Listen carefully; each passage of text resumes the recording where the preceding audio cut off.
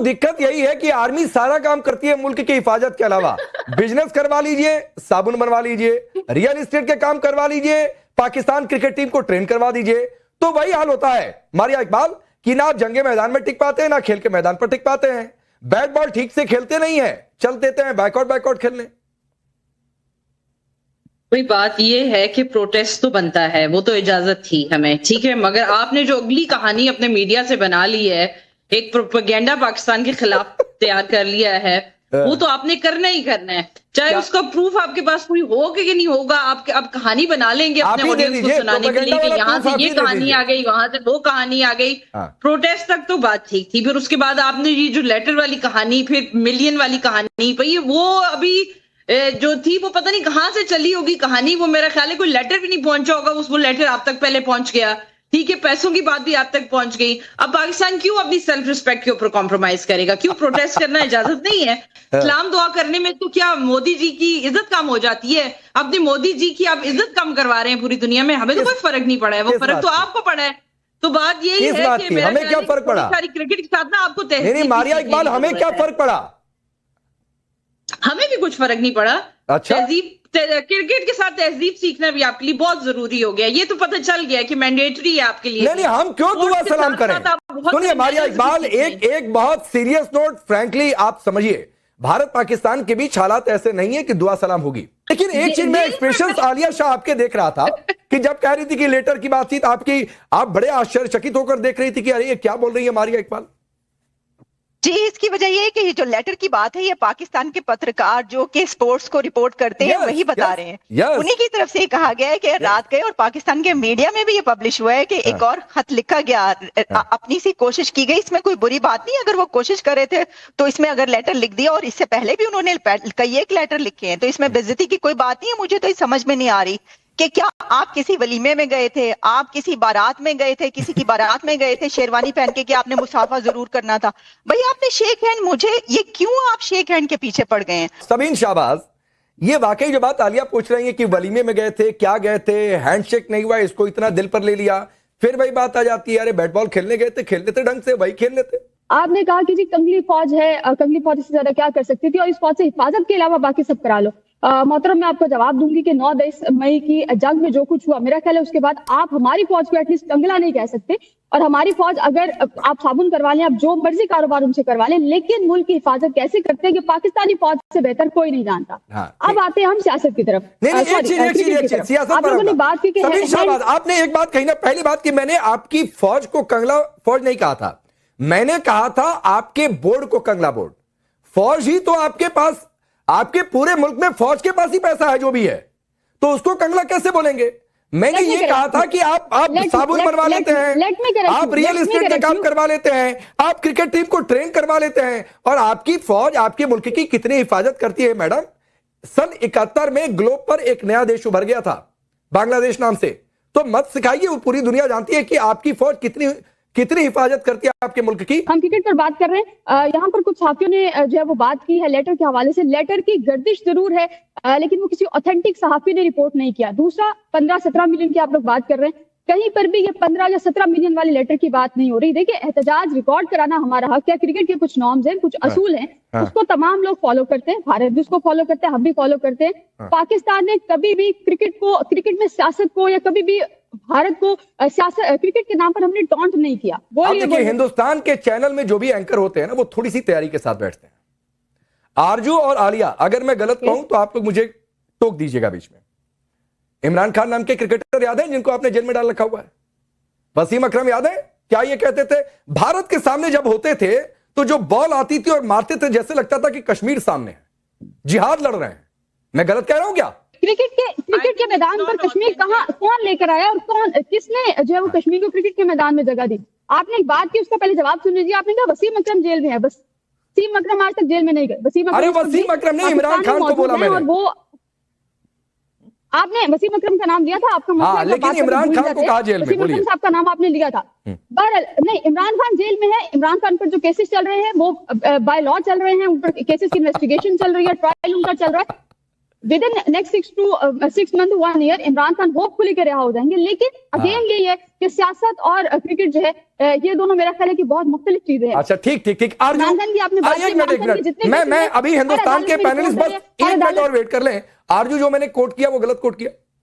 नहीं, आपने बिल्कुल सही कोट किया, इसलिए कि हमारे यहाँ चाहे शाहिद खान आफरीदी हो, चाहे बाकी प्लेयर्स हो, अभी आपने रिसेंटली भी देखा होगा कि जो मोहम्मद यूसुफ साहब हैं उन्होंने किस तरह से आपके जो कैप्टन है उनका नाम लिया टीवी चैनल पे बैठ के। तो ये लोग बिल्कुल इस तरह की बात करते हैं, पॉलिटिक्स को बीच में लाते हैं और शायद ये अगले इमरान खान या अगले प्राइम मिनिस्टर बनने की तैयारी कर रहे होते हैं। शाहिद खान आफरीदी तो अक्सर ही जिसे कहते हैं कश्मीर को लेकर बात करते हैं जो नहीं होनी चाहिए, लेकिन ना कोई रोकता है ना कोई टोकता है। और मोहम्मद यूसुफ साहब को भी इस वक्त तक पाकिस्तान की गवर्नमेंट को ना सिर्फ ये कि फाइन करना चाहिए था, बल्कि उनके टीवी चैनल्स पे भी बैन लग जाना चाहिए था, जिस तरह से उन्होंने इंडियन प्लेयर जो है उसके बारे में बात की। लेकिन अच्छा एक चीज है, चलिए बस मुझे अपने आप का क्रॉस चेक करना था, क्योंकि ये ना कहे कि फैक्ट चेक भी मैं अपने यहां से करा ले रहा हूं, तो इसलिए मैंने आरजू से फैक्ट चेक करा लिया। अब नाजिया इलाही खान, मुझे शहबाज शरीफ का एक पुराना स्टेटमेंट याद आ रहा है, हालांकि वो दूसरे संदर्भ में था, वो अमेरिका और दूसरे देशों से संबंध को लेकर था, कि बेगर्स कांट बी चूजर्स।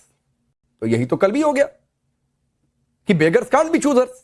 वो कैसे चूज कर सकते हैं कि रेफरी को हटा दो? वो कैसे ये चूज करेंगे कि भाई हम बहिष्कार कर देंगे? तो चूज करने का ऑप्शन तो था नहीं। अब तो सवाल है कि संडे को क्या होगा। राकेश जी, वंदे मातरम, हर हर महादेव। पाकिस्तान एक ऐसा देश है जो सर्वे बताता है 2025 मार्च का 76 ट्रिलियन बैड डेप्ट पर है, 76 ट्रिलियन।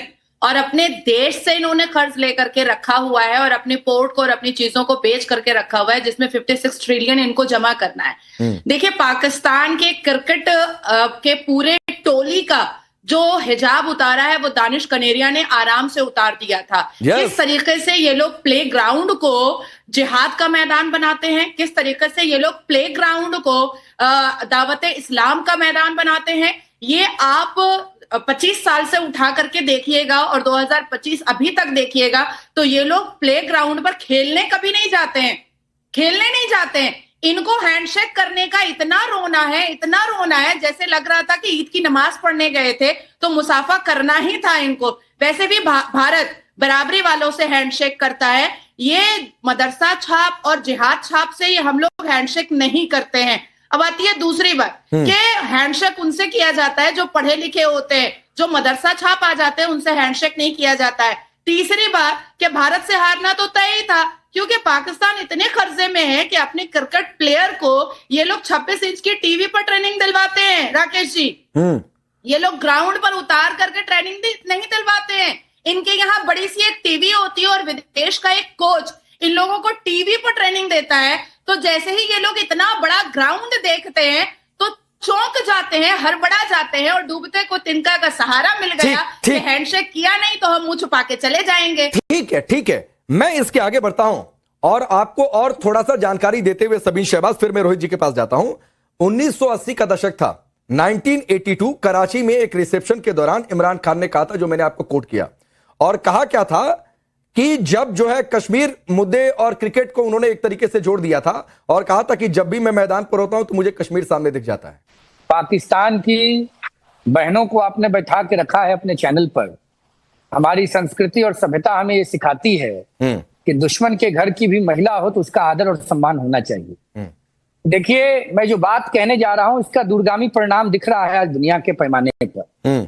प्रधानमंत्री, गणनायक, लोकप्रिय जननेता नरेंद्र मोदी जी के कुशल नेतृत्व में हमने पाकिस्तान की बाउंड्री के अंदर जाकर पाकिस्तान के जो सरगना हैं, अपराधियों के फूफा हैं, जनरल मुनीर, जो कांप गए भारतीय सेना के पराक्रम, वैभव और प्रभाव से। हमारे यहाँ हिंदी में एक बीमारी होती है बवासीर, जिसको अंग्रेजी में पाइल्स कहते हैं। भारतीय सेना के प्रभाव से बवासीर उखड़ गया शहबाज शरीफ का और उनके तुतपुंजिए जनरल मुनीर का। आज उसी ऑपरेशन सिंदूर का प्रभाव है और भारत की एकता और अखंडता की गूंज का प्रभाव है कि दुनिया के दूसरे देश खेल के मैदान पर भी पाकिस्तान से दूरी बना रहे हैं। पाकिस्तान की हैसियत क्या है भारत महातारी के सामने खड़े होने की? पाकिस्तान ना तो पॉलिटिकली हमारे सामने स्टैंड कर सकता है, ना डिप्लोमेटिकली स्टैंड कर सकता है, ना टेक्निकली कर सकता है, ना इकोनॉमिकली कर सकता है, ना किसी भी आधार पर पाकिस्तान भारत के सामने खड़े होने की हैसियत में है।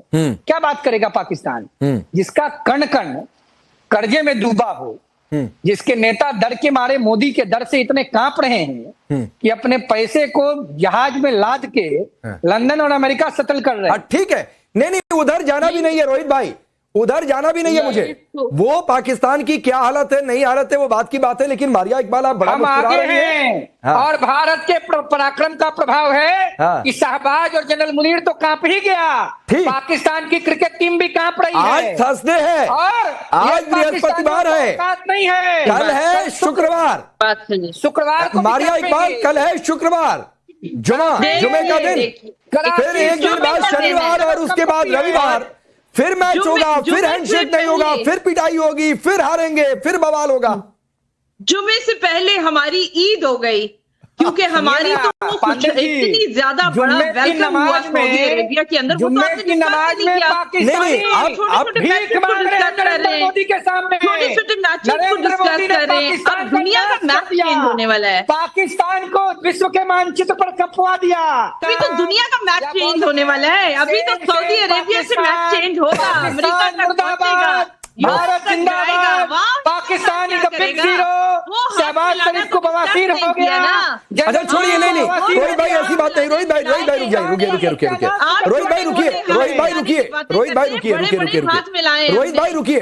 अरे आरजू, ये बेशर्मी को आपके यहाँ ईद कहा जाता है क्या?